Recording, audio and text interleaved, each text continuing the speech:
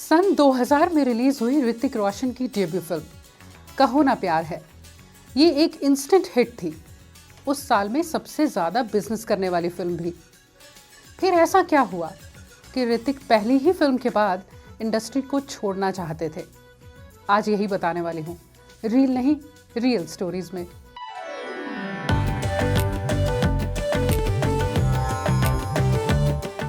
यूं तो Hrithik Roshan child artist के तौर पर 1980 की फिल्म आशा और आपके दीवाने में भी दिखे थे, और 1986 की फिल्म भगवान दादा में रोल कुछ खास भी था।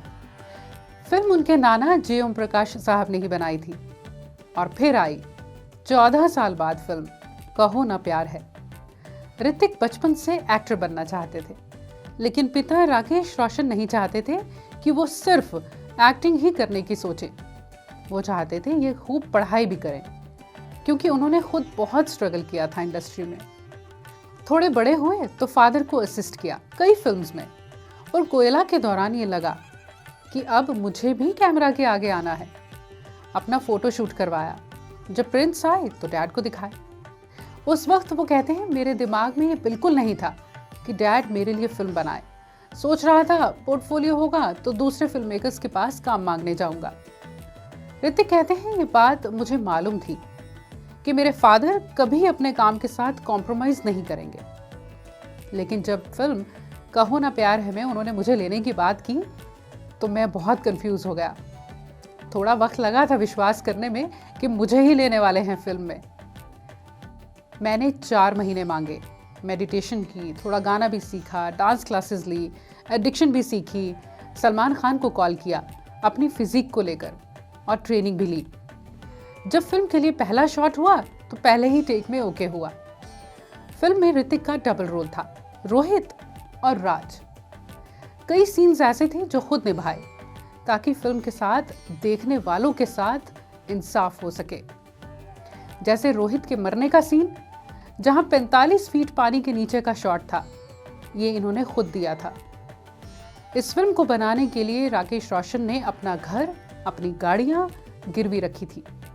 ये होम प्रोडक्शन फिल्म थी। इससे पहले ये तब हुआ था जब 1987 की फिल्म खुद गर्ज इन्होंने बनाई थी। फिल्म कहो ना प्यार है एक मैसिव हिट साबित हुई। ऋतिक रातों रात स्टार बन गए थे। The guy is great. Action hero. Amazing actor. He's the next superstar. Stars of Millennium. His biceps are cool. और फिर इस फिल्म की रिलीज के कुछ ही वक्त बाद राकेश रोशन पर अटैक हुआ। 2 गोलियां इन्हें लगी, लेकिन संभल कर इन्होंने सबसे पहले घर पर फोन किया, फिर ऋतिक को पूछा कहाँ हो, जहाँ हो वहीं रहना। फिर पुलिस के पास गए और फिर उन्हें हॉस्पिटल ले जाया गया। ऋतिक कहते हैं, ये कहीं ना कहीं तय था कि ये अटैक फिल्म कहो ना प्यार है की सक्सेस के साथ जुड़ा हुआ है। उस वक्त में 1-2 फिल्म्स का ये शूटिंग ऑलरेडी कर रहे थे। वो कहते हैं, पापा हॉस्पिटल में थे जब फिल्म मिशन कश्मीर का गाना शूट हो रहा था, बूमरो बूमरो, और उसमें एक स्टेप करते हुए ऋतिक कहते हैं, मैंने रिहर्सल्स के दौरान खुद को आईने में देखा और मुझे खुद पे बहुत गुस्सा आया कि मेरे पापा हॉस्पिटल में हैं, मैं ये क्या कर रहा हूँ। कुछ नहीं कहा, बस सेट छोड़कर चले गए। सोच लिया कि फिल्म्स नहीं करनी है। 4-5 दिन तक सब मनाते रहे।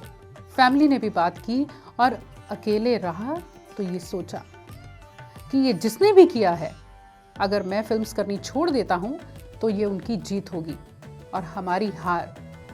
वो जो भी थे, जिन्होंने भी अटैक किया, वो शायद यही चाहते थे। फिर क्या, उठे और चल दिए शूट पर ऋतिक।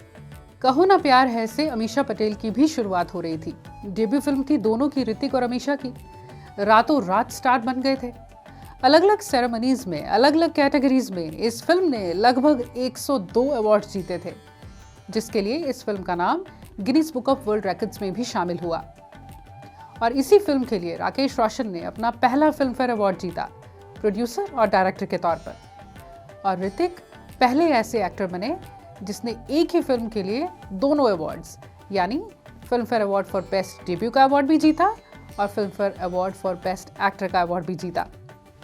इस फिल्म की सक्सेस के बाद डैड राकेश रोशन, बेटे ऋतिक रोशन और चाचा राजेश रोशन, इन्होंने कई और फिल्म्स के लिए कोलैबोरेट किया, जैसे कोई मिल गया, क्रिश सीरीज, काइट्स, और काबिल, और म्यूजिक भी सभी फिल्म्स का हिट रहा। फिल्म भगवान दादा में ऋतिक को एक सीन करते हुए पिता राकेश रोशन ये जान गए थे कि बेटे में बात तो है, जब वो श्रीदेवी से बात कर रहे थे। ये एक जेस्चर जो ऋतिक को कहा नहीं गया था कि देना है और उन्होंने दिया, राकेश रोशन के दिमाग में छाप छोड़ गया। बेशक उस वक्त फिल्म की सक्सेस को ये परिवार सेलिब्रेट नहीं कर पाया, ऋतिक कहते हैं, लेकिन इस इंसिडेंट ने मुझे बहुत कुछ सिखाया था।